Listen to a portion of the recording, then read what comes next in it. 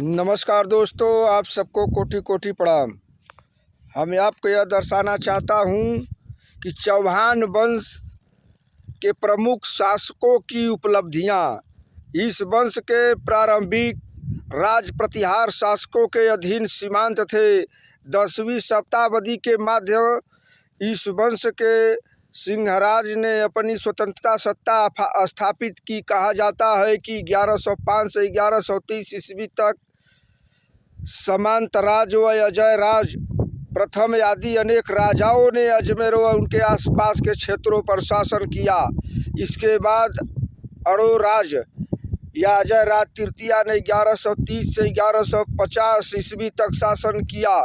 चौहान वंश के अन्य महत्वपूर्ण शासकों का विवरण। अजय राज तृतीय या अड़ोराज 1130 और 1150 ईस्वी चौहान वंश का एक शक्तिशाली शासक था। सर्वप्रथम उसने अपने राज्य की शक्ति को बढ़ाया और वस्तु निर्माण कला को बढ़ाया, प्रोत्साहन दिया। इसने कई बड़े बड़े मंदिरों एवं अजमेर नगर बसाया था। विग्रहराज या विशलदेव चतुर्थ 1153 और 1164 ईस्वी में डॉक्टर आर.पी. त्रिपाठी के अनुसार विग्रहराज चतुर्थ का शासनकाल 1153 1164 ईस्वी और मजूमदार के अनुसार उसका शासनकाल 1150 और 1163 ईस्वी था। यह चौहान वंश का अत्यंत शक्तिशाली और प्रतिभाशाली राज था। उसने गढ़वाल राज विजय चंद्र को परास्त कर कनौज तथा दिल्ली पर अपना अधिकार स्थापित कर लिया।